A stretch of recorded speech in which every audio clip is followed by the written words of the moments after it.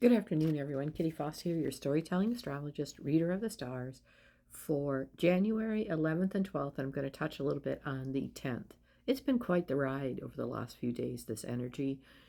What's been happening, what is unfolding. We're getting ready by the Friday of this week. We have a little less than 24-hour period where every daily energy, including the moon, will be in Capricorn. I misspoke a couple weeks ago and I realized no, all of them will have an opportunity to pass through Capricorn, which will be quite a day of building.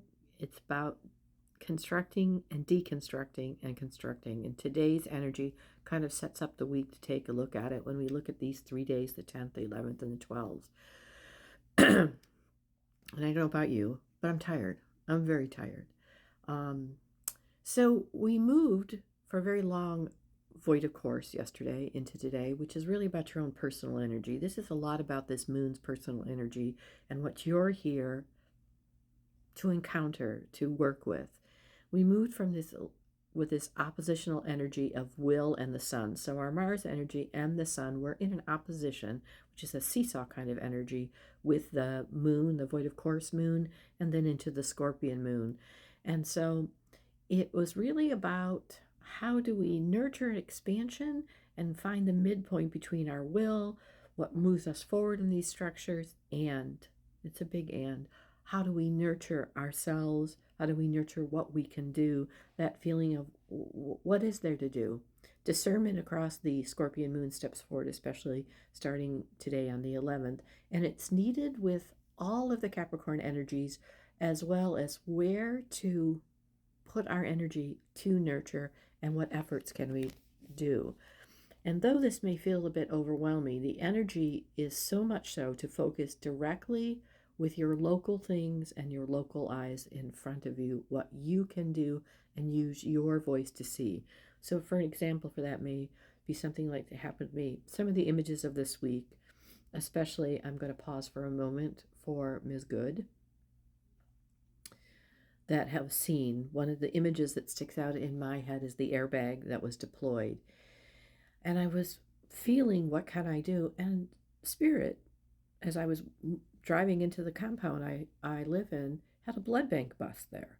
And I thought, well, maybe I can use my blood in a more positive way. So that kind of thing, pay attention to it. Pay attention to what may focus in front of you, someone who might need help, somewhere that you can put that kindness, that support forward. Use your voice for that way. This Scorpion moon on, now the date is interesting today, 1/1/1, and of course the year boils down to a 10 or a 1, and the moon at 5:55 a.m. went into Scorpio. Numbers are quite important, especially when you're dealing with the number 11. One stays, one remains. You're going to be working a lot with what stays, what remains, and what will I have remain. So reflect back now on that last 24 hours and see what might have been presenting itself or what might be presenting itself from the 10th, the 11th, and to carry into the 12th. Remember, align. Align with when you align with awareness, there is a new level of observation that steps forward that sometimes it's hard to see why others can't see it. And it isn't about looking at the old patterns. We're here to break free of the patterns of a doom cycle. And so when you are aware, what can I do? Where can I put my efforts? What can I, in this moment in life, what's right in front of me now, watching and seeing what can I influence, and not becoming so overwhelmed with the awareness that we get frozen. So that's why it helps us focus, because this big change is coming, and whatever it is, it's coming. There is a lot of discernment that is needed for a very large transformation of our vision. In this daily rebuilding of the structure that's falling apart around us, we can rebuild our own structures to help support what's coming. This is Scorpion energy because we have a discernment around our Pluto energy, Pluto, which is the ruler of Scorpio, in the visionary energy of Aquarius. So a lot of transformation about that vision is taking place.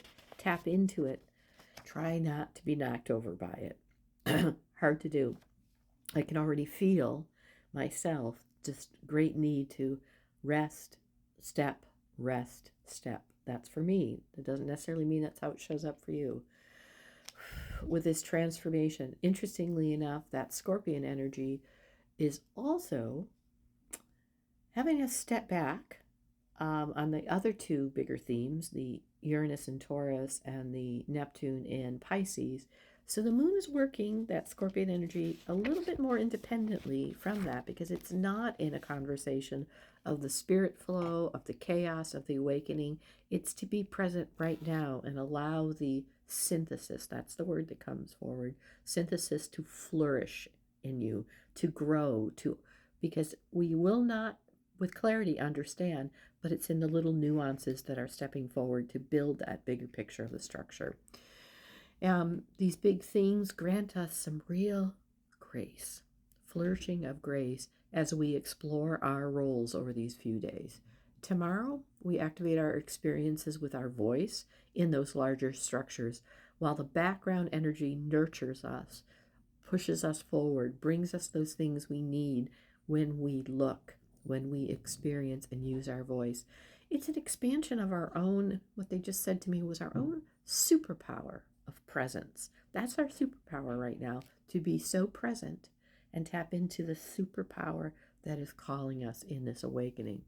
Rest. This is a lot. Try not to name it, to give it a pattern, to talk about all of those other things, but just sit with it and allow the focus to come forward of letting go of that. We have an answer.